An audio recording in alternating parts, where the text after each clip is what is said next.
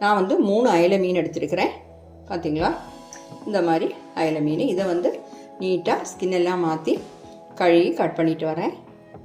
அப்போ நாம் கோட்டை ஸ்டைல் ஃபிஷ் கறி பண்ணுறதுக்காக நான் அயலை மீன் எடுத்துருக்கிறேன். உங்களுக்கு ஏது மீன் வேணுனாலும் இந்த மாதிரி பண்ணலாம். ஓகே, நான் 3 அயலை மீன் எடுத்துருக்கிறேன். அந்த தலையோட பாட்டெல்லாம் நான் போட்டுட்டேன். ஓகே, அப்போ கழுவி க்ளீன் பண்ணி வச்சுருக்கிறேன். கொஞ்சம் உப்பெல்லாம் போட்டு நல்ல நீட்டாக கழுவி க்ளீன் பண்ணி வச்சுருக்கிறேன்.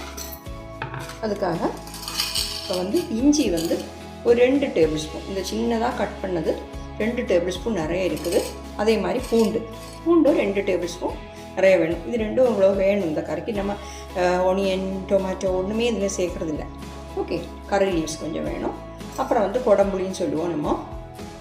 அது வந்து ஒரு 4 பீஸ், இந்த மாதிரி பீஸ் வந்து ஒரு 4 பீஸ் வந்து ஒரு 1/4 கப் தண்ணியில் நல்லா வாஷ் பண்ணிவிட்டு 1/4 கப் தண்ணியில் ஊற வச்சுருக்கேன். ஓகே, அப்போ நாம் இந்த தண்ணியோடய சேர்த்துக்கலாம் பண்ணலாம். அதுக்காக நான் வந்து இந்த சட்டி சூடு பண்ண வச்சுருக்கேன். இதில் வந்து நம்ம 3 டேபிள் ஸ்பூன் கோகனட் ஆயில் தான் சேர்க்குறது.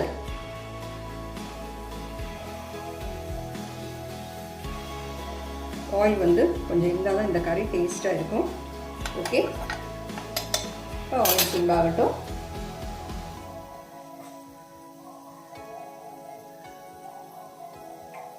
ஆயில் சூடானதும் நாம் இதில் வந்து சேர்க்க வேண்டியது என்னென்னா 1 டீஸ்பூன் வெந்தயம், முழு வெந்தயம். ஓகே, 1 டீஸ்பூன் சேர்த்துக்கலாம். இனி நாம் இதில் 1 டீஸ்பூன் வெந்தயம் சேர்த்துடலாம். அந்த வெந்தயம் வந்து பொரிச்சு வரணும்.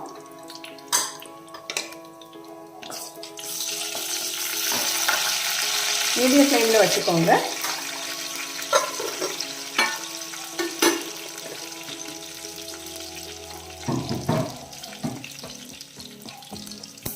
ஓகே, பொரியுது பார்த்தீங்களா, சவுண்டு வருது. சவுண்டும் வரும், அது நல்ல வாசமும் வரும். அந்த வெந்தயத்தோட வாசமும் நல்லா இருக்கும். கலர் கொஞ்சமாக மாறி வரணும்.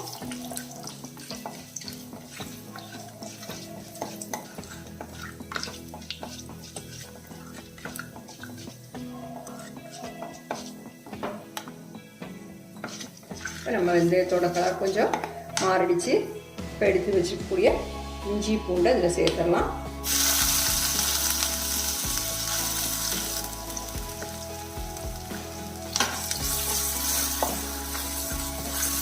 மீடியம் ஃப்ளேமில் வச்சு இதை வதக்கிடலாம். ஓகே, கொஞ்சம் கறி லீவ்ஸும் சேர்த்துடலாம்.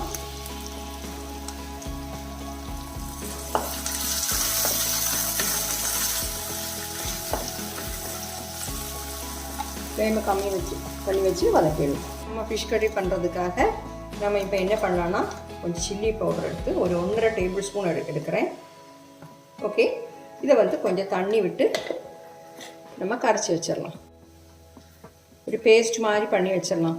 ஏன்னா நம்மளுக்கு வந்து அதை இந்த வதக்கிறதுக்கு சேர்க்கும்போது அது கைகீரும் அப்படி இப்படி பயப்பட வேண்டாம். அது மட்டும் இல்லை, இப்படி நம்ம பண்ணும்போது நம்ம அம்மியிலெல்லாம் அரைச்சிருப்போமே அந்த மாதிரி ஒரு இதில் கிடைக்கும். ஓகே, இந்த மிளகா பொடியெல்லாம் இந்த தண்ணியில் நல்லா ஊறி நல்ல பேஸ்ட் மாதிரி இருக்கும் இஞ்சி. ஓகே, எப்படி வச்சுக்கலாம். நம்ம இஞ்சி போட்டு நல்ல கலர் வச்சுக்கோங்க. மீடியம் ஃப்ளேமில் வச்சுக்கோங்க. கறிக்கிடாமல் பார்த்துக்கோங்க.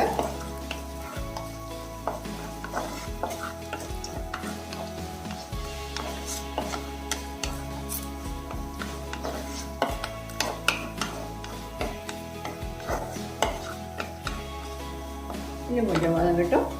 இப்போ நம்ம இஞ்சி பூண்டு நல்லா சாஃப்டாக வதங்கிடுச்சு.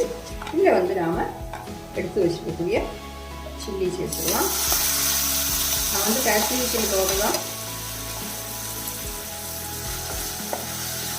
இப்போ வந்து நம்ம இந்த பேஸ்ட்டு கூட எண்ணெயில் நல்லா வதங்கி அந்த எண்ணெய் இப்படி பிரித்து வரணும். இது வரைக்கும் நம்ம வதக்கணும். ஓகே, கொஞ்சமாக மஞ்சத்தூள் நம்ம சேர்க்கணும்.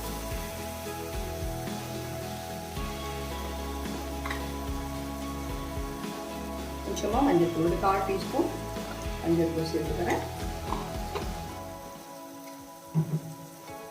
இதை சேர்த்து நல்லா வதக்கிடலாம். பொறுமையாக கொஞ்சம் வதக்குங்க, அப்போ தான் இந்த கறியோட டேஸ்ட்டு நல்லா கிடைக்கும். ஏன்னா இந்த நம்ம போட்ட சில்லி பேஸ்ட் வந்து நல்லா வதங்கி அந்த எண்ணெய் பிரிஞ்சு வரும்போது தான் இந்த கறியே நல்ல டேஸ்ட்டு கொடுக்கும். ஓகே, பாருங்க நல்லா வதங்கி ஆயிலெல்லாம் பிரிஞ்சு வருது. இப்போ வந்து நம்ம எடுத்து வச்சுக்கக்கூடிய குடம்புளி சேர்த்துடலாம். ஃப்ளைம் வந்து கூட்டி வச்சுக்கோங்க. இதில் வந்து நான் ஒரு 1/4 கப்பு தண்ணி விட்டு தான் அந்த குடம்புளியை ஊற வச்சேன். இப்போ ஒரு 1.25 கப்பு தண்ணி ஊற விடுறேன். அப்போ டோட்டல் 2 கப்பு தண்ணி நம்ம சேர்த்துருக்கோம். இதில் வந்து சால்ட்டு சேர்த்துக்கலாம்.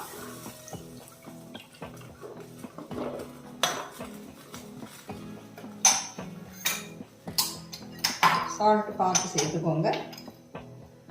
ஓகே, வேணும்னா தேவைப்பட்டால் அப்புறமா சேர்த்துக்கலாம். நம்ம இந்த புளியெல்லாம் ஊறி கொதிச்சு வரும்போது தான் கரெக்டான டேஸ்ட்டு நமக்கு தெரியும். எல்லாத்தையும் மிக்ஸ் பண்ணிடலாம்.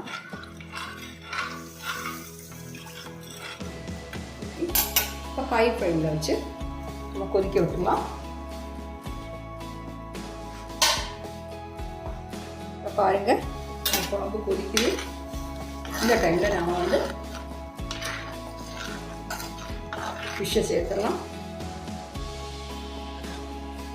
ஃபிஷ் வந்து ரொம்ப நேரமாக வெயிட் பண்ணிகிட்டு இருக்கு, எப்போ இந்த குழம்புல குதிக்கலாம் பார்த்தீங்களா, போட்டுக்கலாம். ஓகே,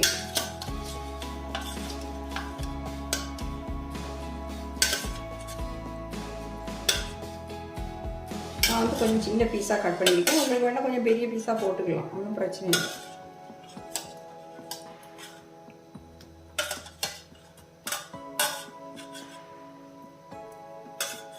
ஓகே, ஹை ஃப்ளேமில் வச்சு ஒரு 5-6 நிமிஷம் அது கொதிக்கட்டும். அந்த டைமில் நம்ம ஃபிஷ் வெந்துடும். ஓகே, இப்போ நம்ம ஒரு மூடி போட்டு கொஞ்சமாக சைடு கொஞ்சமாக திறந்து வச்சுருக்கலாம், இல்லைன்னா அது வந்து பொங்கிடும். ஓகே, 5-6 நிமிஷத்துக்கு அப்புறம் நம்ம ஃப்ளேம் கம்மி பண்ணி வச்சிடலாம். நல்லா கொதிக்குது பாருங்கள். இந்த இடைவெளியில் தான் நான் மூடி போட்டிருக்கேன். ஓகே, வந்து இந்த பிளேட்டை மாற்றிட்டு நம்ம உப்பு புளியெல்லாம் எப்படி இருந்து டேஸ்ட்டு பார்க்கலாம். இந்த பீஸ் உடஞ்சி போகாமல் கிளறுங்க.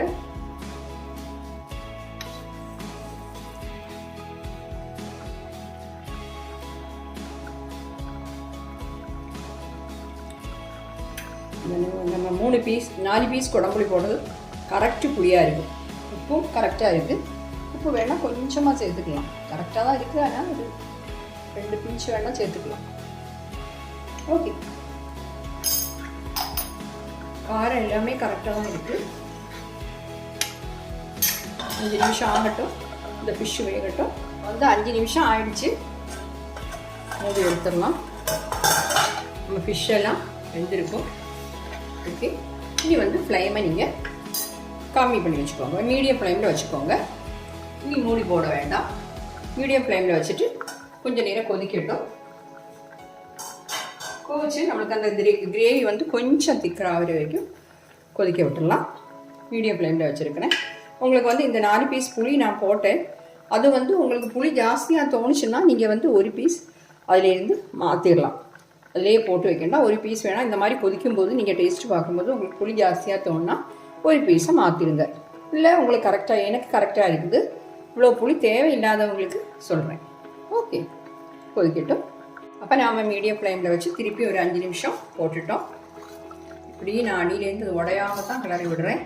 நீங்கள் வந்து இப்போ பார்த்தீங்களா கொஞ்சம் கிரேவி இப்படி இருக்குது. ஆனால் இந்த சட்டியிலே நம்ம வச்சுருக்கும் போது இன்னும் கொஞ்சம் திக்காகும்.